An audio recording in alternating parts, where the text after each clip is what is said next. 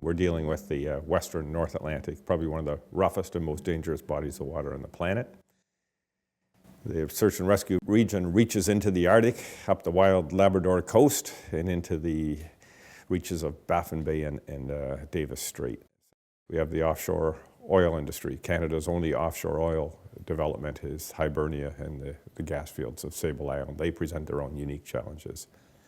Daily, we have thousands of ships of the global commerce passing between Europe and the eastern United States seaboard and the great industrial belt of Delaware and Chesapeake Bay and New York and the likes. I think they all added together, we've got a very busy industrial maritime domain which demands a considerable SAR focus, and it's always evolving and needs our attention, paying attention to all the elements of it.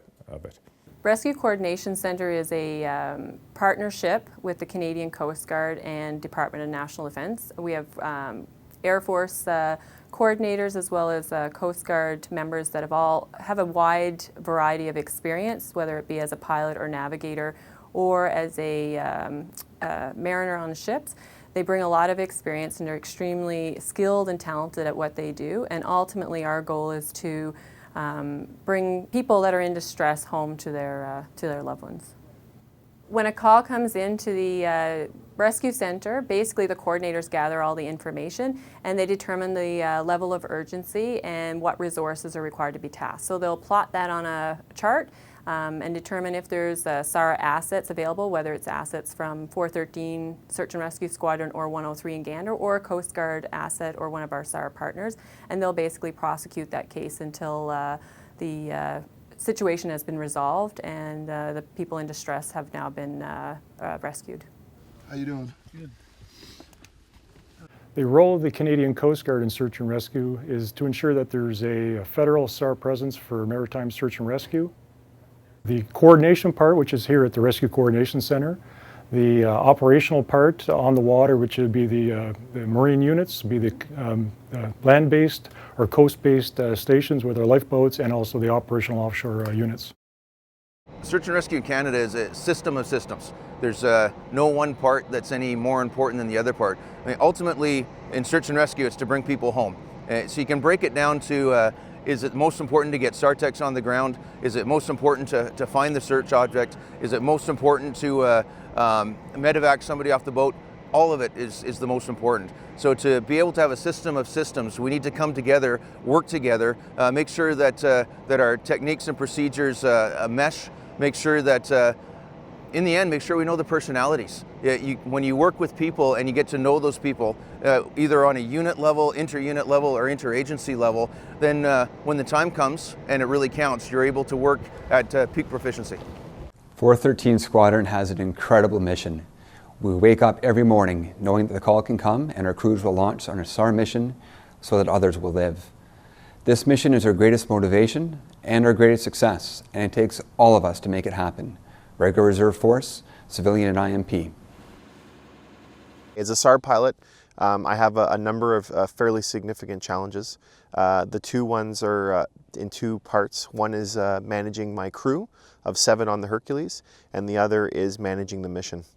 The crew has a lot of requirements in terms of knowing what the mission is, logistical requirements, getting to the aircraft, stores, food, feeding. The other part is actually going out and doing the mission. So coming up against weather, what is the weather there? What is the weather here? What is being asked of me? Can I accomplish what's being asked of me? And how do I actually go and do it? As a large part, we have very, very experienced and trusted professionals in all positions, from SAR tech to loadmaster to engineer to pilots. And like any organization, we need to rely on each other.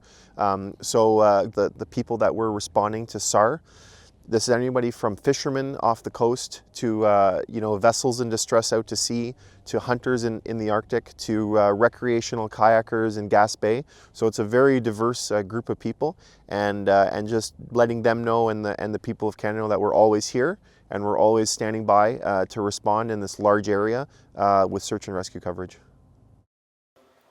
All stations, all stations, all stations. This is Rescue Center Bay of Islands. Rescue Center Bay of Islands, Rescue Center Bay of Islands. For exercise, for exercise, for exercise. We fly, we train with any kind of scenario. So we're doing medical scenarios, we're doing land sequences, where any kind of scenario. Today we worked with the Coast Guard. This is, this very easily could have been a mission. I've done a mission very similar to what we did today, where we found a guy on this, found a woman on the side of a shore from, a crashed boat. So really any scenario that we can do, we're training. And if we're not training, then we're out doing the job, which is really busy out here in Newfoundland. We really do appreciate the support we receive from the Canadian military in allowing us to collaborate in this way. It's going to make our community safer. It's going to make us better prepared for when a disaster or an emergency happens. It's really wonderful to hear after the fact the report on a SAR mission. The JRCC operators and their coordination of the event, the ship's crews of the Canadian Coast Guard, how they responded, and the flight crews of the Hercules aircrafts from the squadron in Greenwood, to how the flight crews of the helicopters responded to the emergency. And when you read all the complexity, and a life was saved, and there's a life saved every day, but you see what it takes to, in the deep Atlantic, well out to sea or on a distant piece of coastline, how all those elements come together. It's very pleasing. You can't say thank you enough to the squadrons, the ships, and the rescue operators at JRCC Halifax. And they just do this day in, day out, and very few of those cases make the news.